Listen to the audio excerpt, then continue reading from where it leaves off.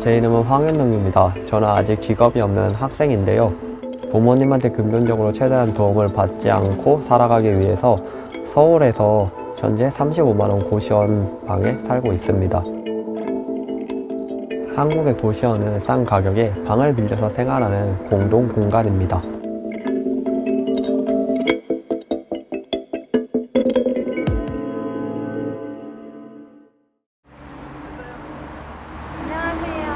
안녕하세요. 집 보여주신다고 해서 이렇게 네, 맞아요. 너무 감사해요. 네. 어디로 가면 되나요? 바로 여기 이 건물이거든요. 네, 고시텔이요. 이 건물 여기 위쪽? 네. 네. 네. 네, 여기에요. 네. 더워가지고.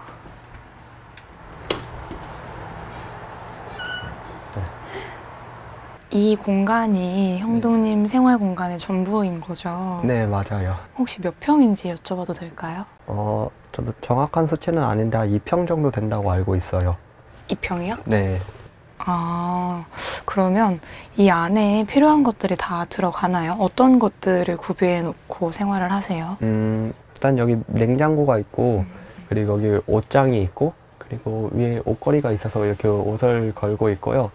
그리고 여기에 책꽂이가 있어서 책이랑 이런 거 다 책꽂이에 걸 수 있고, 여기 책상에다가 보통 뭐 필요한 도구들이나 아니면 노트북이나 씻는 도구들 이런 것들을 두는 것 같아요. 근데 지금 책상 보니까 앉아서 무엇을 할 수는 없을 것 같은데 책상에서 무엇을 하세요? 앉아서? 보통 노트북을 하거나 책을 읽거나 하고 있어요. 진짜요? 네. 실제로 한국에서 이렇게 고시원에서 생활을 하는 사람들이 얼마나 있을지가 궁금한데요. 네. 보편화되고 있나요? 제가 처음에 고시원에 살려고 했을 때 이제 인터넷에다가 고시원이 얼마나 있나 검색을 해봤어요. 근데 서울 지역에 거의 어느 지역을 가든 고시원이 거의 있는 것 같더라고요. 지금 생활하고 계신 이 고시원에는 혹시 몇 명 정도가 거주하고 계세요? 근데 저도 이거를 정확히는 모르겠는데 이제 4층은 여성, 5층은 남성 이렇게 나눠져 있는데요. 5층 같은 경우에는 방 10개 이상은 있는 것 같아요. 네, 4층도 아마 그 이상 있을 거라고 생각을 해요. 생활하시다 보면은 오다 가다 사람들 좀 마주치고 그러기도 하잖아요. 네. 보통 어떤 분들이 고시원 생활을 하는 것 같으세요? 생각보다 되게 다양한 사람들이 있어요. 네네. 그래서 저같이 학생들도 있고, 그리고 저는 몰랐는데 외국인 분들이 되게 많더라고요. 그래서 뭐 중국인 분들도 계시고 서양 분들도 계시고, 그리고 나이가 있으신 분들도 많은 것 같아요. 한국에서 이런 고시원 생활 방식이 어떻게 해서 생겨났다고 생각을 하세요? 한국은 서울로 사람들이 되게 많이 모이는데요. 그래가지고 서울의 주거 공간은 한정되어 있고 사람들은 많다 보니까 그래서 이렇게 자연스럽게 고시원 문화가 생긴 것 같아요. 현동 씨 본인 이외에 아시는 분들 중에서도 이렇게 살고 계신 분들이 좀 있나요? 제가 아무래도 학교를 다니고 있기 때문에 주위에 자취를 하는 친구들이 많은데요. 그런데 자취를 하는 친구들 중에 대부분은 사실 고시원보다는 원룸에 살고 있는 친구들이 많고요. 원룸과 고시원의 차이점은 무엇인가요? 아무래도 원룸은 일단 이 고시원보다는 평수가 넓고요. 그리고 좀 자기만의 공간이 더 있다고 할 수 있죠. 고시원보다는. 예를 들어 저 같은 경우 고시원은 지금 공용 주방이나 공용 화장실을 사용하고 있으니까요. 근데 대신에 원룸은 보증금도 좀 많이 들고, 그리고 월세도 보통 고시원보다 비싸고, 저는 그래서 고시원에 살면은 제가 월세가 35만 원인데 딱 35만 원 한 번만 내고 다 이용을 할 수 있어요. 뭐 화장실이든 주방이든 전기세, 가스비 네. 이런 거 따로 안 나오고. 그러니까 이 방에 작은 냉장고까지는 있는데 주방은 없잖아요. 약간 네. 이렇게 인덕션이라던가 네. 그런 것들은 없는데 밥은 전혀 해 드시지 못하는 건가요? 그거는 아니고요. 그 밥은 보통 부엌에 가면은 여기 방에는 지금 주방 기구나 이런 게 구비되어 있지 않지만 부엌에 인덕션이랑 전자레인지랑 밥솥이랑 뭐 취사 도구나 그런 것들이 구비가 되어 있어요. 공용으로 사용하는. 네, 공용으로 사용을 하고 있어가지고 그래서 네, 부엌에서 이용을 할 수 있어요. 냉장고 보면은 김치랑 이렇게 양념이랑 있거든요. 기본 양념이랑 김치랑 있고, 그리고 여기 뭐 식용유나 이런 뭐 설탕이나 네, 이런 음식 기본 재료들이 있고, 그리고 이쪽에 보면은 여기 밥솥이 있는데 네, 항상 거의 밥이 있어요. 그럼 보통 여기서 식사를 만들어서 해결하세요? 근데 저 같은 경우에는 사실 음식을 만들지는 않고 보통 반찬을 사가지고 밥이랑 같이 먹는 편이에요. 좀 더 볼까?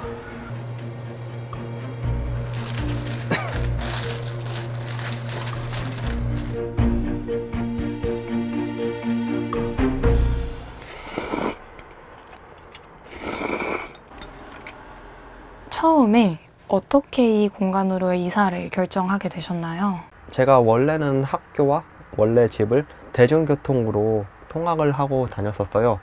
그런데 제가 통학이 1시간 반이 조금 더 걸리거든요.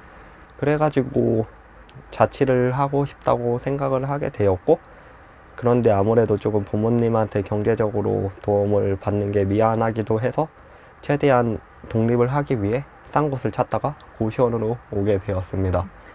그러면은 지금 부모님께 금전적인 도움은 전혀 받지 않고 계신 건가요? 네, 전혀 받는 것은 아니고요.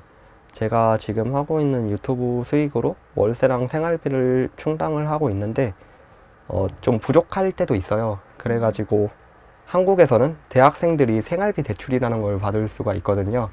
그래서 필요할 때마다 그거를 조금씩 받고 있고, 그래도 조금 부족할 때는 부모님한테 말씀을 드려서 받고 있는 편이에요. 혹시 실례가 안 된다면 통장 잔고 보여주실 수 있으신지. 통장 잔고요? 네. 잠시만요. 핸드폰으로 확인해 볼게요. 지금 51만 7,220원? 네, 이 정도 있어요. 그러면 이 돈으로 언제까지 생활을 하셔야 되는 거예요? 이제 월세를 35만 원을 내야 되거든요. 그러면 이제 한 16만 원 정도가 있는데 한 보름 정도 버텨야 될 것 같아요. 보름이요? 네. 그럼 하루에 한 10,000원 써야 네. 되는 건가요? 10,000원이면 좀 풍족하게 생활할 수 있으세요? 이 생활 패턴으로 사신다면? 하루에 10,000원으로 살아가는 게 쉽지는 않죠. 그래서 저는 보통 점심은 고시원에서 먹고 저녁을 학식으로 먹는 편이에요. 네, 그래가지고 하루에 10,000원에 충분히 살 수 있을 거라고 생각을 해요. 살짝 외로울 수도 있을 것 같아요. 여기서 네. 살면서. 네. 어떠세요? 그래서 사실 저는 여기 고시원이라는 공간은 제가 잠을 자거나 그냥 노트북으로 편집을 하거나 책을 읽거나 그런 데 많이 사용을 하고 있고요. 그리고 평상시에는 고시원에 있다기보다는 도서관에 가 있거나 아니면 사람들을 만나거나 그렇게 생활을 하는 것 같아요. 그러면 평소에 공부는 여기 방에서 많이 하세요? 사실 저는 방에서는 집중이 그렇게 잘 안 돼가지고 방에서 하기보다는 학교에 가서 공부를 많이 해요. 그러면 혹시 한번 같이 가볼 수 있을까요? 아, 학교요? 네네. 아, 네.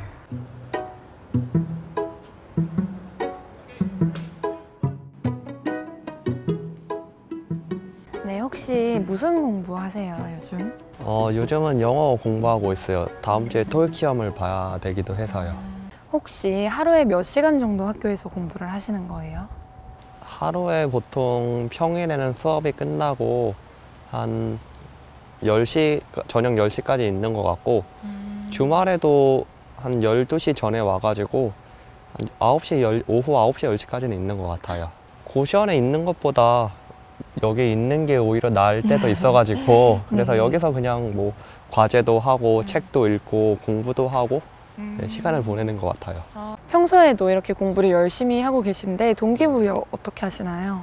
제가 지금 3학년인데 이제 뭐 취업 준비를 하거나 진짜 기업에서 면접을 보거나 그때까지 사실상 1년 정도가 남았다고 생각을 하거든요.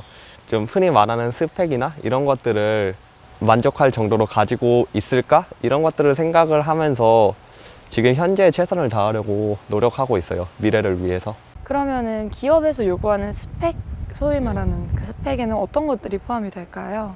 일반적으로 그래도 영어를 요구하는 곳이 많고, 그리고 저 같은 경우에는 조금 더 저만의 좀 다양하고 특별한 스펙을 위해서 지금 유튜브 활동도 하고 있어요. 편한 옷으로 갈아입었습니다. 그래서 오늘의 이야기할 주제는 고시원의 여름은 어떨까입니다. 그러면 유튜브 활동을 하고 계시다고 언급해 주셨는데 구체적으로 어떤 활동을 하고 계신가요? 제가 지금 고시원에 살고 있잖아요.